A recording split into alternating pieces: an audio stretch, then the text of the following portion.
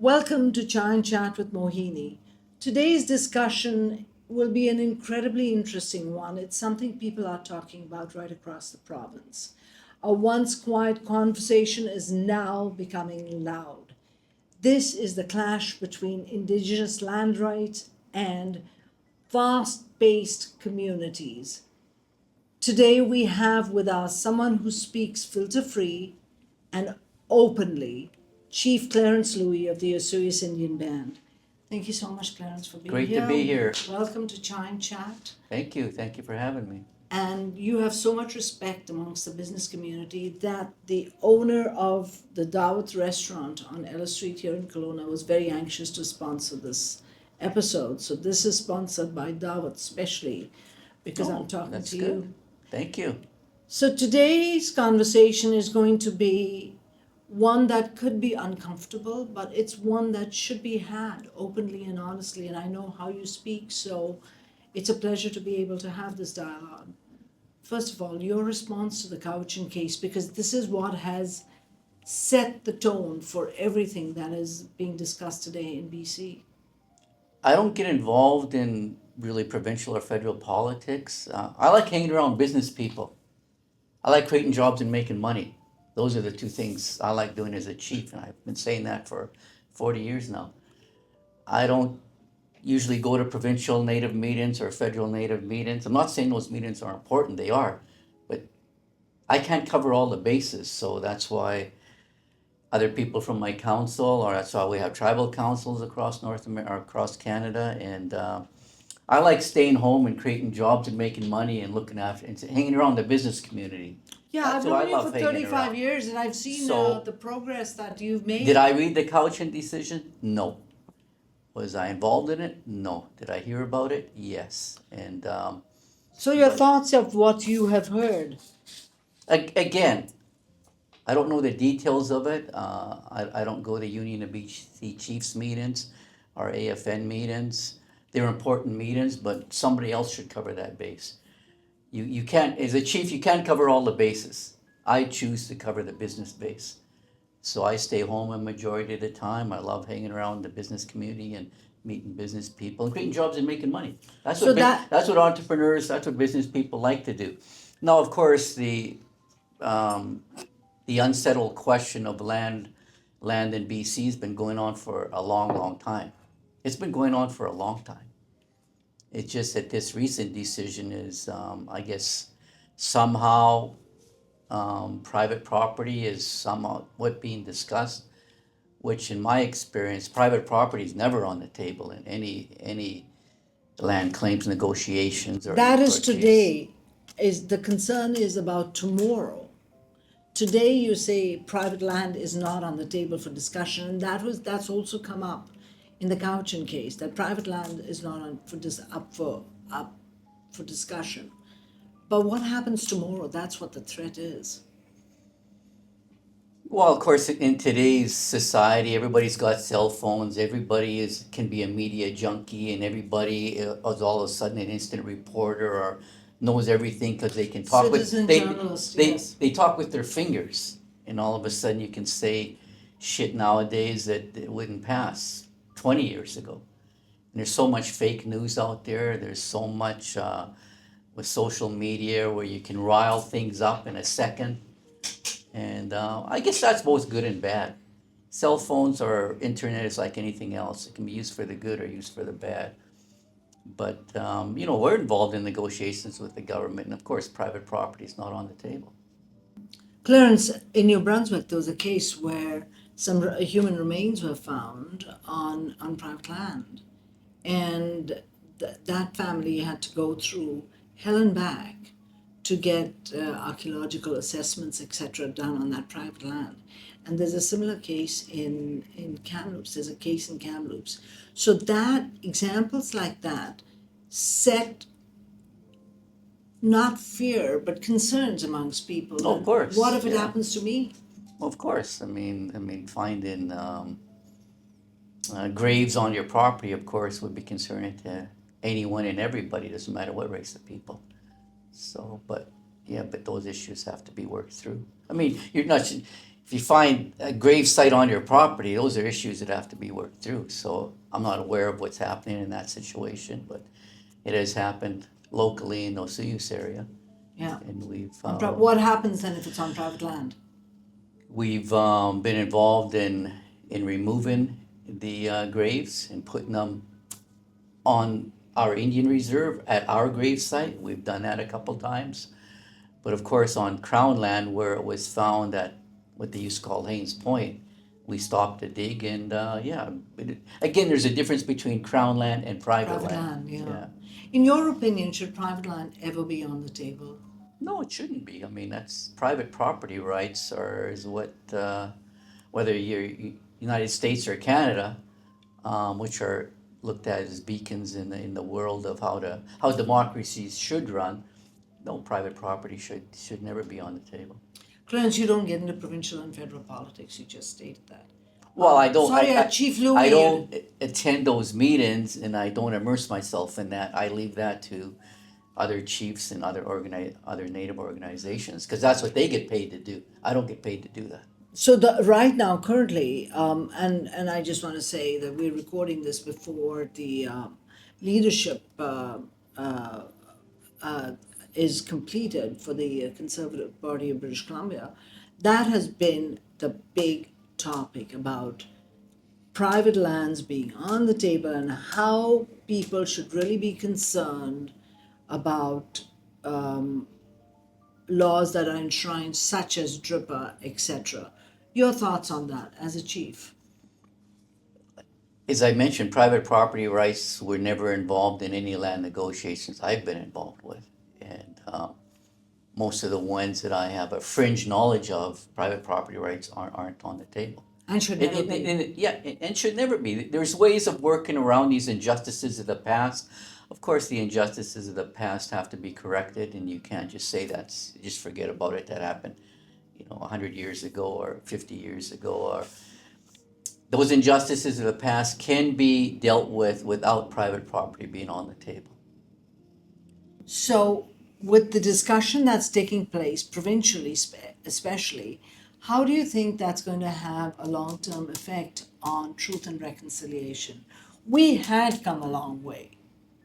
We did. And now there's a considerable pushback on land acknowledgements, on discussions on what we. But land acknowledgements are just a nice gesture. It's like saying "How are you?" It's just being polite. I mean, to me, land acknowledgements don't create one job on my res. They don't, and they don't bring any money to my community. Do they not have legal bearing?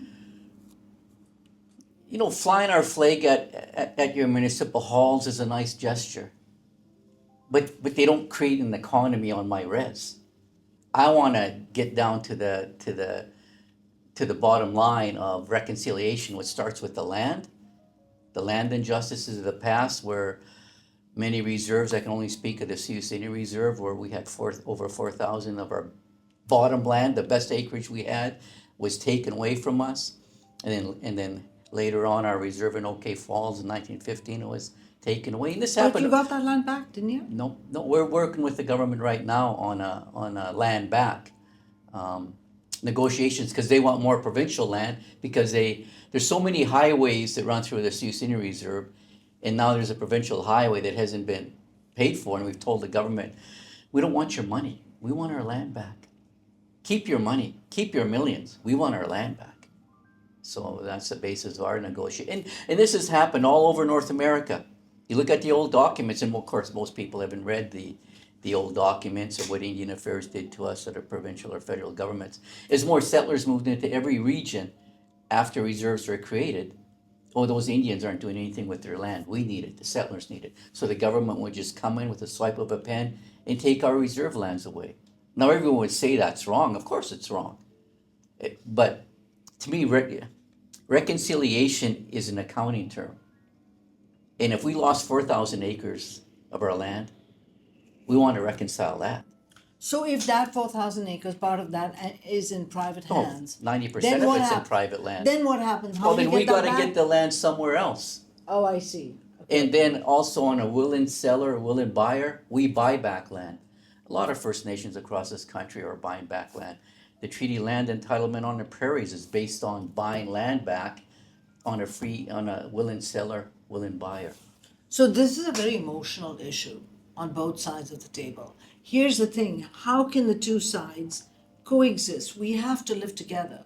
The success of your economy is dependent on the success of my economy. Of course, yeah. So how do we then coexist in harmony without tension? Because right You have to have a now, business approach to it. And the original treaty relationship in this country, if you look at the research and look at how natives and non-natives work together, the word trade is still a word used today. It's a business term. This country was based on the fur trade. Our first relationship with the French and English was a business relationship based on the fur trade. Hudson Bay Company. There's history books about it. That's what I want to get back to, a business relationship based on trade and commerce. Because that's how Canada was founded. Same with the United States. I mean, these forts that were built in our territory were built on the basis of an enterprise called the fur trade at the time. That's what I want to get back to. It's got to be a business relationship, not a dependency relationship, which what it turned into. It turned into, when we got out of the fur trade business, it turned into a dependency relationship. Oh, make the natives poor, take all their land away, make them dependent on grants in the federal bureaucracy of Indian affairs, which still exists today. so let me circle back to the issue that we are dealing with currently in British Columbia. You have said private land isn't on the table, should never be on the table, but municipal land, what about that? What about land that is already developed? Say the situation in Richmond. What about that? Well, it depends on the case, but was it in our case at Osuyus, it was old reserve land. It was actual reserve land that was taken away from us. That's an injustice. So if that actual reserve land is developed and is built into, say, a factory or a manufacturing no, facility, you're talking private. I'm talking, you said if it's not private land, but it's okay, municipal all land. right. Say if it's built into some sort of development that works for the people municipally or provincially, what then? You still want it back with all the Well, amenities on it? there has to be some sort of cash settlement to this. Again, treaty land entitlement on the prairies. The natives got cash where they could buy back on a willing seller, willing buyer, whether it's municipal land or private land. And of course, now the government wants from us more land for provincial highways. That provincial highway is there. They're not going to give it back to us. That provincial highway leads to hundreds of homes off the reserve. Well, should we set up a toll there? Tell the government F off? We're not gonna take your money, but we want our land back. And if it means we have to buy it back, then so be it. We'll buy it back. You want provincial access through by provincial highways to the Sioux Senior Reserve. You've got the solid irrigation ditch. All of these public infrastructures that are in hundreds of acres through my reserve have created hundreds of millions of dollars for off-reserve people. And they need those highways to get to. Yep. So, yeah, we're going to have a tough negotiations. So Clarence, But you know what has to be done? You're not going to give that provincial highway back to us. No. Then we want some of our old reserve lands back. So Clarence, this has got to be settled in the near future. Otherwise, it's going to be delayed and delayed and delayed. Well, it shouldn't be. I mean, it shouldn't look go. what happened It with shouldn't go Apex. to our kids and grandkids to deal with these issues. But we're They've been dealing with long the same outstanding. issue that was dealt with 25 years ago. Well, remember the Apex roadblock, which you were very active with? That created so much animosity for a time being. And it's still an unsettled provincial highway. That's what I'm saying. So if we don't settle these disputes now in the next 10 years or 20 years, we're going to be living with it for our children's lives. Our children are going to be living with this. No, I can only talk about our highway trespasses on Osuyus. We want to settle them, but not in the cheap, quick way of, oh, just give the natives money. Just give them money. We don't want your money. We want our land back. there's no way you can justly say it was taken justly, because it wasn't. And it just baffles me how when these government officials get elected, they still use the term honorable goes in front of their name, doesn't it? And I still think they swear at the Bible at their ceremonies. I still think a lot of Isn't it on the Constitution? this You have a Christian choice. this Christian rules of the Ten Commandments, aren't they supposed to follow those? Don't lie and don't steal. We had land stolen from us. Historians have said that. Bill Barley, one of the best historians, local historians, said it was pure theft, the land that was taken from the Sioux Indian Band. So we had land stolen from us. When you steal something, according to the Christians, aren't you supposed to give it back with no conditions? Shouldn't you give it back? Or you can live that way and call yourselves honorable when you stole something from us? That's not right. Last word to you, Clarence. As we wrap up, last word to you. Do you think we'll ever come to a solution? Do you think we can If ever it's based coexist on truth, harmony? if it's not based on lies, if it's based on truth, and the Christians uphold their 10 Commandments, and that word honorable and just is put to the test, yeah, we can settle these things in an honorable business way. We need land back. Don't give us money. We don't want your money.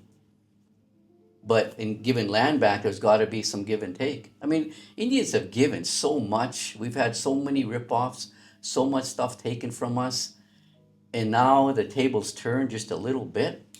Of course, the right wingists are going to get, in the right the extremist right wing is going to have their say. Oh, those Indians shouldn't get anything at all. Indigenous people. We use the term Indian. That's what we've been called for 500 years, and we still call ourselves Indians. I'm teasing you. Yeah.